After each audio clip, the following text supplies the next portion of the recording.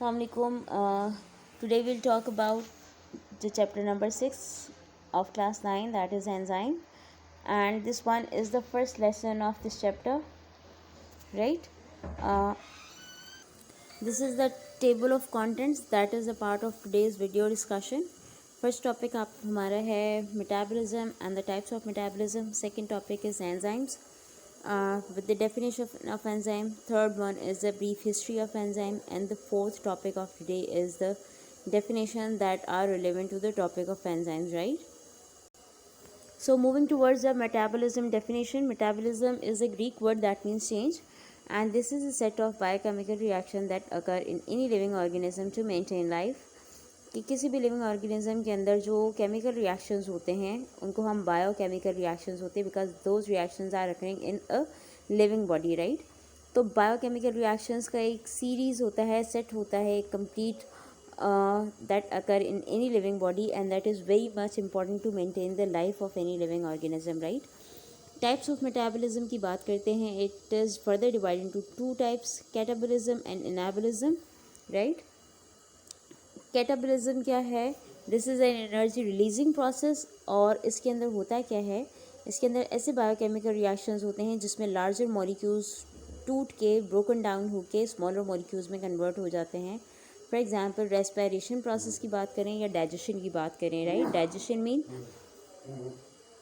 The process of digestive system, जिसमें हम जो खाना खा रहे होते हैं या कोई भी लिविंग ऑर्गेनिज्म जो फूड इनटेक कर रहा होता है वो फूड मैक्रो मॉलिक्यूल्स, बहुत ज़्यादा बड़े मॉलिक्यूल्स की फॉर्म में हुआ करती है. तो digestive during the process of digestion those larger molecules are broken down into smaller और simpler molecules. In the same way अगर हम प्रोसेस ऑफ रेस्पिरेशन की बात करते हैं तो उसमें भी जो ग्लूकोज होता है उसको ऑक्सीजन की हेल्प से ऑक्सीडाइज किया जाता है और वो ग्लूकोज कन्वर्ट हो जाता है कार्बन डाइऑक्साइड और वाटर में, और एक certain amount of energy during the process of respiration release हुआ करती है. ठीक है, बात करते हैं एनाबोलिज्म पे. एनाबोलिज्म क्या है? एनर्जी यूटिलाइजिंग प्रोसेस है. इस प्रोसेस के अंदर एनर्जी यूज़ हुआ करती है.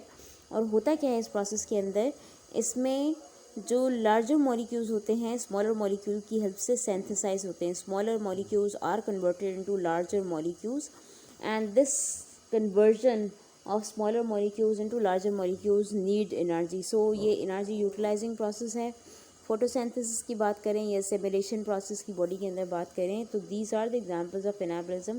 फोटोसिंथेसिस के अंदर भी क्या होता है कि कार्बन डाइऑक्साइड जो है वाटर के साथ मिलकर in the presence of sunlight और क्लोरोफिल कन्वर्ट हो जाता है ग्लूकोज के अंदर, that is a larger molecules, और इसके अंदर एनर्जी यूज़ हुआ करती है. वो एनर्जी सनलाइट की होती है. ठीक है, इसी तरह से एसेमिलेशन प्रोसेस या फूड का जो एब्जॉर्प्शन हुआ करता है बॉडी के अंदर, अगेन वो अगेन बॉडी जो है डाइजेस्टेड फूड जो कि अमाइनो एसिड्स की फॉर्म में, ग्लूकोज और लिपिड्स की फॉर्म, फैटी एसिड्स की फॉर्म में होती है, उसको दोबारा से रीसिंथेसाइज करती है और सेल्स के अंदर दोबारा ये जो डाइजेस्टेड फूड होती है ये कॉम्प्लिकेटेड मॉलिक्यूल्स के अंदर कन्वर्ट हो जाया करती है. स्मॉलर मॉलिक्यूल फिर से लार्जर मॉलिक्यूल्स में कन्वर्ट हुआ करते हैं.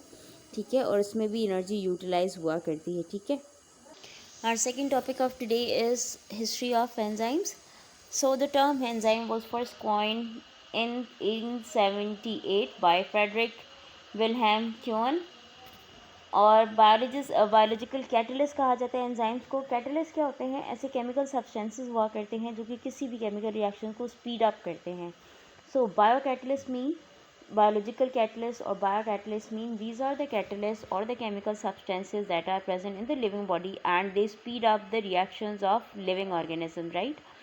और अगर हम पहले कैटलिस्ट की बात करें तो पहले कैटलिस्ट को फ्रेगमेंट्स कहा जाता था, ठीक, फर्मेंट्स कहा जाता था. ठीक है, और this is the manifestation of nature's impatience के नेचर ने बहुत ज़्यादा ईजी कर दिया है हमारी बॉडी में होने वाले बहुत सारे केमिकल रिएक्शंस को इन बायो कैटलिस्ट की हेल्प से, right. The name enzyme was derived first by Greek word था ये. In mean English in word है, ठीक है, और जाइम मीन यीस्ट, राइट. तो एंजाइम मीन इन यीस्ट के अंदर कुछ केमिकल सब्सटेंसेस को पहले सबसे फाइंड आउट किया गया और उनके लिए एंजाइम का वर्ड यूज़ किया गया, यानी in yeast we find the these chemicals, right. और फिर उसके बाद बहुत सारे और साइंटिस्ट आए जिन्होंने डिफरेंट जो लिविंग ऑर्गेनिजम्स हैं उनसे डिफरेंट एंजाइम्स को आइसोलेट किया था, राइट. सबसे पहले जो था यीस्ट से आइसोलेट किया गया था, ठीक है। These are some pictures of different scientist, जिसमें डॉन फर्स्ट हैं, पियोन हैं, शिवॉन है। शिवॉन ने जो है ट्रिप्सिन और pepsin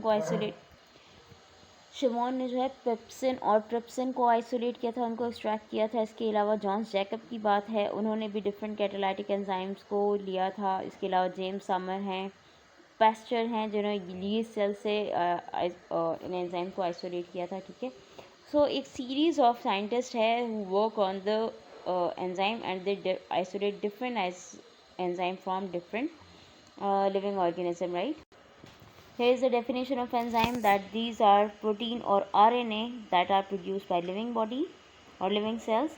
They are very much high specific और हाईली कैटालाइटिक होते हैं और टू देयर सबस्ट्रेट क्या होते हैं?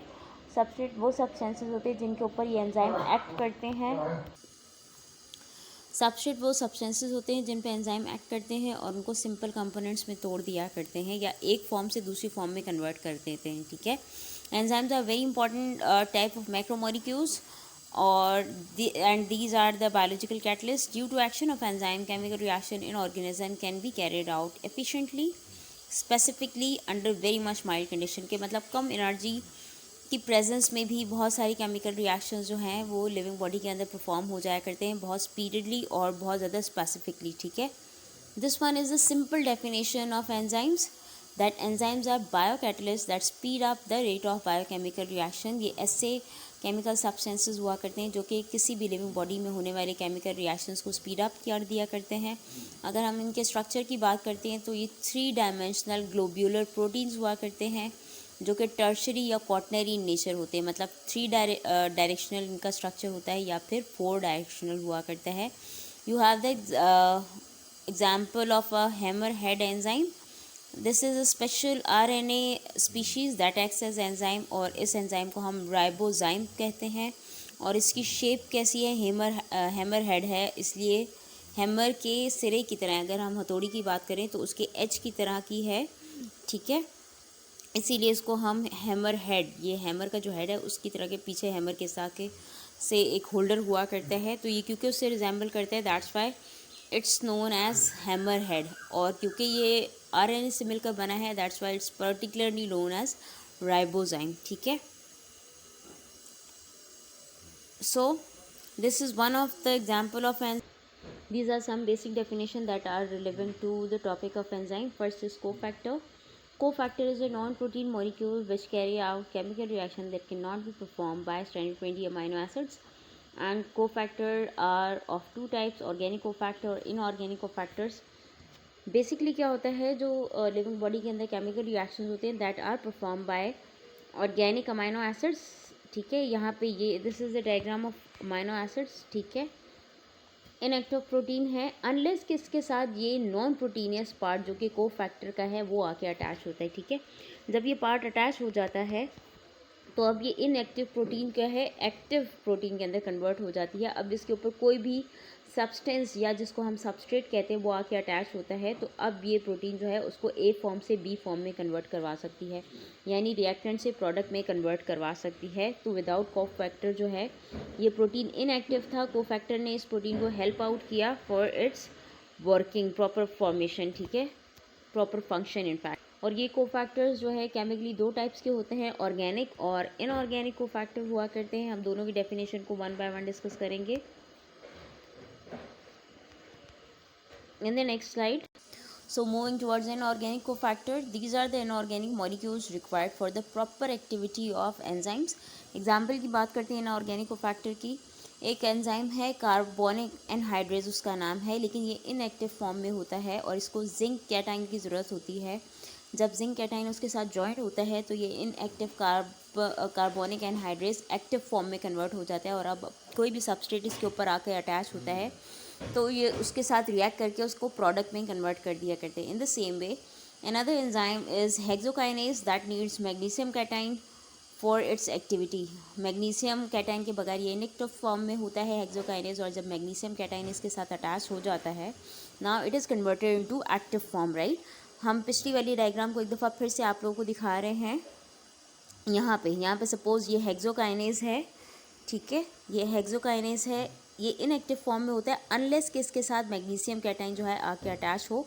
जब ये अटैच हो जाता है इसके साथ कोफैक्टर मैग्नीशियम कैटाइन का, तो ये फिर एक्टिव फॉर्म में कन्वर्ट होता है। और अब जब इसके ऊपर कोई भी सबस्ट्रेट आके अटैच होगा तो ये उसको रिएक्टेंट से उसके साथ रिएक्ट करके उसको रिएक्टेंट से प्रोडक्ट में कन्वर्ट करवा सकता है, ठीक है। ये कोफैक्टर जो मैग्नीशियम का या जिंक का कैटाइन का होता है, ये इन प्रोटीन्स को एक्टिव फॉर्म में कन्वर्ट कर दिया करता है, राइट।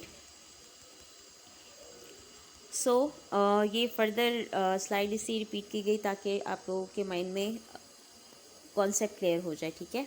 ऑर्गेनिक कोफैक्टर्स की बात करते हैं। These are the organic molecules that are required for proper activity of different types of enzymes.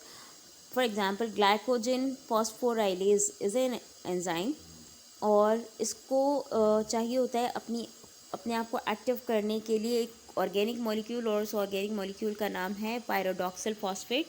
ये पायरोडॉक्सिल फॉस्फेट जब इसके साथ अटैच होता है तब जाके ये फॉस्फोराइलेज ग्लाइकोजन फॉस्फोराइलेज एंजाइम जो है वो अपना काम कर सकता है। बगैर इस पायरोडॉक्सिल फॉस्फेट के ये इनएक्टिव फॉर्म में हुआ करता है, ठीक है। पैराडॉक्सल जाके उसके साथ अटैच होता है ग्लाइकोजन फॉस्फोराइलेज के साथ, फिर ये एक्टिव फॉर्म में कन्वर्ट होता है अमीनो एसिड, और अब ये किसी भी सबस्ट्रेट के ऊपर एक्ट कर सकता है, ठीक है। सो गाइज, आपने इस चीज़ को मोर देन वन टाइम देखना है ताकि आप लोगों के माइंड में कॉन्सेप्ट क्लियर हो जाए। Now organic cofactors are further divided into two types, prosthetic group और कोएंजाइम। प्रोस्थेटिक ग्रुप क्या है? Prosthetic group is a tightly bound organic cofactor. ये जो प्रोस्थेटिक ग्रुप हुआ करते हैं, ये ऐसा ऑर्गेनिक कंपाउंड है जो कि अमीनो एसिड्स के साथ या एंजाइम्स के साथ टाइटली बाउंड हुआ होता है। एग्जांपल है इसकी फ्लेविन, हीम और बायोटिन ग्रुप्स जो हैं वो जो एंजाइम है उसके साथ टाइटली बाउंड होते हैं, ठीक है, और उसके बाद जाके वो एंजाइम एक्टिव हो जाया करता है। जबकि अगर हम को एंजाइम्स की बात करते हैं, these are the loosely bound organic cofactors. For example NAD कैटाइन है, NAD stand for nicotine adenine dinucleotide. ये किसी भी एंजाइम के साथ लूजली बाउंड हुआ करता है और उस एंजाइम को इनएक्टिव से एक्टिव फॉर्म में कन्वर्ट किया करता है। This is the definition of apoenzyme. An enzyme with its cofactor remove it designated as apoenzyme, and the complete complex of protein with all necessary small organic molecules, or we can say the cofactors, whether they are the metal ions and other component, is termed as holoenzyme or holoprotein, ठीक है। Without cofactor apoenzyme और with cofactor या जो भी metal ions enzymes को चाहिए होते हैं उनके साथ जो कंप्लीट कॉम्प्लेक्स बनता है, उस कॉम्प्लेक्स को हम कहते हैं हॉलो एंजाइम, राइट। सबस्ट्रेट बहुत इंपॉर्टेंट टर्म है जो कि बार बार हम इस चैप्टर के अंदर यूज़ करेंगे। The reactant in biological reaction biochemical reaction is termed as substrate. जिस नॉर्मल हम रिएक्शन के अंदर रिएक्टेंट और प्रोडक्ट की बात कर रहे होते हैं, रिएक्टेंट वो सब्सटेंसेस जो कि रिएक्ट करने जा रहे होते हैं और रिएक्ट करके जो नई चीज़ बनाते हैं, that is known as product. लेकिन अगर हम बायोकेमिकल रिएक्शंस की बात करते हैं तो उसमें रिएक्टेंट के लिए जो टर्म यूज़ की जाती है वो टर्म है सबस्ट्रेट, राइट। और जब ये सबस्ट्रेट बाइंड होता है किसी एंजाइम के साथ तो एक इंटरमीडिएट सी चीज़ बनती है, उसको कहते हैं एंजाइम सबस्ट्रेट कॉम्प्लेक्स। सपोज़ हम यहाँ पे बात करते हैं, ये सबस्ट्रेट है, ठीक है, और ये एंजाइम है, ठीक। जब ये सबस्ट्रेट इसके साथ ज्वाइन होके एक इंटरमीडिएट सा स्ट्रक्चर बनाएगा, उस इंटरमीडिएट स्ट्रक्चर को हम कहते हैं एंजाइम कॉम्प्लेक्स सबस्ट्रेट, ठीक है। और ये जो कॉम्प्लेक्स जो है इसके ऊपर भी बाद में एंजाइम एक्ट करता है और इसको नई प्रोडक्ट के अंदर कन्वर्ट कर दिया करता है, राइट। मैं फिर से रिपीट कर रही हूँ कि सबस्ट्रेट क्या है? रिएक्टेंट, जो चीज़ रिएक्ट करने जा रही है बॉडी के अंदर, ठीक। और एंजाइम सबस्ट्रेट कॉम्प्लेक्स क्या है कि जब ये सबस्ट्रेट किसी भी एंजाइम के साथ जाके जुड़ जाता है तो जो एक इंटरमीडिएट सी चीज़ बनती है, एंजाइम और सबस्ट्रेट का जो मिक्सचर बनता है, उस मिक्सचर को हम कहते हैं enzyme substrate complex, right. Structure of enzyme की बात करते हैं तो the active site of an enzyme is the region that bind the substrate. अभी हम लोगों ने जो डायग्राम शेयर की थी आपके साथ, उसमें कुछ इस तरह का स्ट्रक्चर बना हुआ था, ठीक है। ये एक हॉलो सा स्ट्रक्चर था। Suppose let me draw it once again. कुछ इस तरह की चीज़ थी, ठीक है। यहाँ पे लिखा हुआ था एंजाइम और इस साइड पे सबस्ट्रेट था, ठीक है। तो ये वाला जो पोर्शन है, दिस पोर्शन जहाँ पे जाके सबस्ट्रेट अटैच हुआ करता है, इस पोर्शन को हम कहते हैं एक्टिव साइट, ठीक है। So the active site of enzyme is the region that bind the substrate. Active site किसी भी एंजाइम का वो पार्ट है, वो रीजन है जहाँ पे सबस्ट्रेट जाके अटैच हुआ करता है। And cofactor and prosthetic group and contain residue, और इसके अंदर कोफैक्टर्स भी हुआ करते हैं, प्रोस्थेटिक ग्रुप भी हुआ करते हैं, प्लस रेजिड्यू भी हुआ करते हैं जो कि इस सबस्ट्रेट को होल्ड करने में हेल्प किया करते हैं, ठीक है। This active site generally occupy less than 5% of the total surface of the area of enzyme के। अगर हम एंजाइम के टोटल स्ट्रक्चर की बात करें तो उसके सिर्फ एक छोटे से पार्ट को ही एक्टिव साइट ऑक्यूपाई की हुई होती है। And active site has a specific shape due to tertiary structure of protein. The change in the shape of protein affects the shape of active site and the function of enzyme, right. Suppose हम बात करें कि इस तरह का enzyme है, यहाँ पे हम ड्रॉ कर रहे, सपोज अगर ये एंजाइम है और उसकी ये स्पेसिफिक शेप है, ठीक है, this is the active site.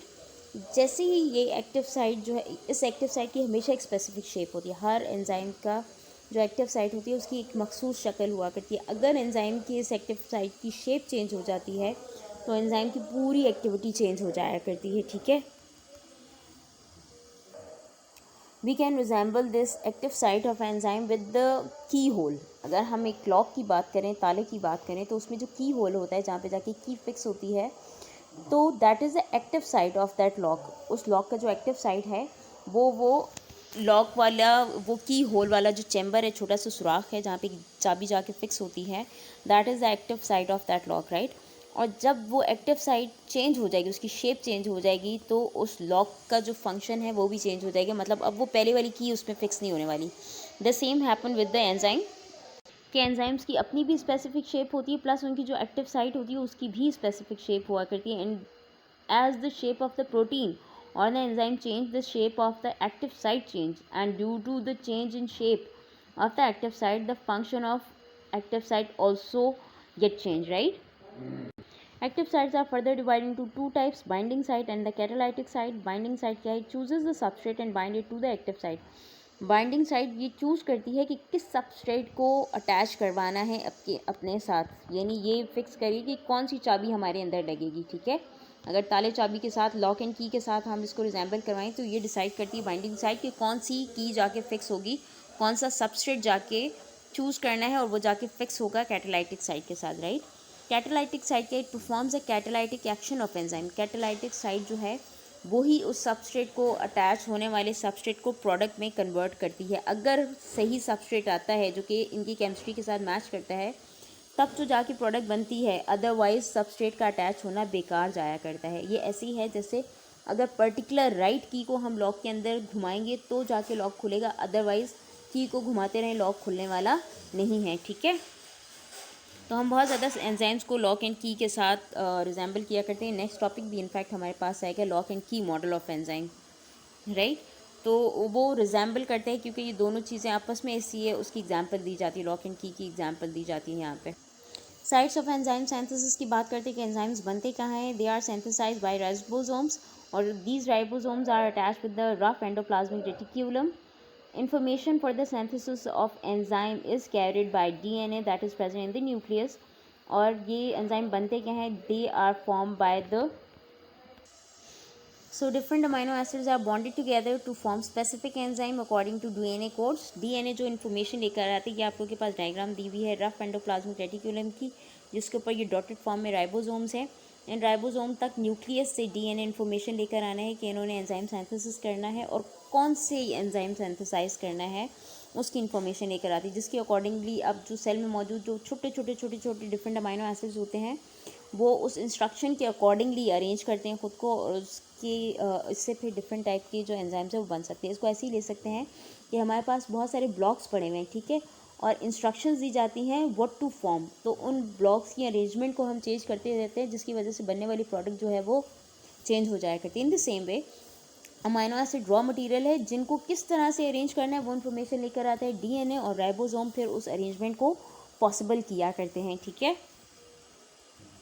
और उस डिफरेंट अरेंजमेंट की क्योंकि कोडिंग्स आ रही होती हैं, डिफरेंट अरेंजमेंट के मैसेजेस आ रहे होते हैं थ्रू DNA, तो उस अरेंजमेंट के अकॉर्डिंगली ही राइबोसोम अरेंज करता है और इस तरह से डिफरेंट कंपोजिशन के जो एंजाइम्स होते हैं वो फॉर्म हो जाया करते हैं, ठीक है।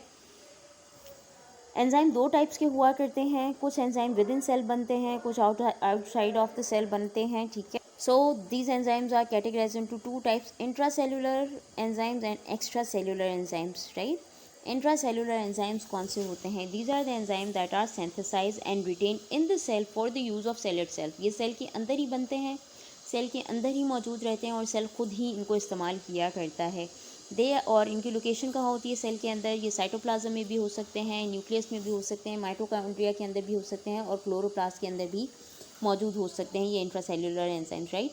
और इनकी एग्जांपल्स की अगर हम बात करें तो oxido reductase catalysis biological oxidation के लिए यूज़ किया करता है, ये माइटोकॉन्ड्रिया के अंदर हुआ करता है, ठीक है। और ये माइटोकॉन्ड्रिया के अंदर एनर्जी प्रोडक्शन में हेल्प किया करता है, ठीक। एक्स्ट्रा सेलुलर एंजाइम्स की बात करते हैं, these are the enzymes that are synthesized in the cell but they are secreted from the cell to work externally. ये पैदा तो सेल के अंदर, प्रोड्यूस तो सेल के अंदर होते हैं, बनते सेल के अंदर हैं, प्रोड्यूस सेल के अंदर होते हैं, लेकिन इनको फिर सेल एक्सपोर्ट कर दिया करता है, अपने अंदर से बाहर निकाल दिया करता है ताकि ये सेल के बाहर डिफरेंट एक्टिविटीज़ को परफॉर्म कर सकें, राइट। इसकी एग्जांपल की अगर हम बात करें तो डाइजेस्टिव एंजाइम्स जो कि पैंक्रियाज में प्रोड्यूस होते हैं but they are released into the small intestine through a duct. और ये स्मॉल इंटेस्टाइन जिसका के नाम यहाँ पे ड्यूडिनम लिखा हुआ है, duodenum is actually the particular name of small intestine. तो पैंक्रियाज में बनने वाले जो एंजाइम्स होते हैं वो स्मॉल इंटेस्टाइन में रिलीज़ होते हैं और वहाँ पर मौजूद जो कार्बोहाइड्रेट, प्रोटीन और फैट्स होते हैं उनको डाइजेस्ट करने में हेल्प किया करते हैं, ठीक है। So this is all for today. If you guys face any kind of difficulty, any kind of confusion, you may text me. पीछे बैकग्राउंड में शायद कुछ शोर आ रहा होगा तो ये unintentionally वाली बात है, uncontrollable वाली बात है. So anyhow guys, if you have any query, any question, any problem, you may text me in the comment section. Thank you so much.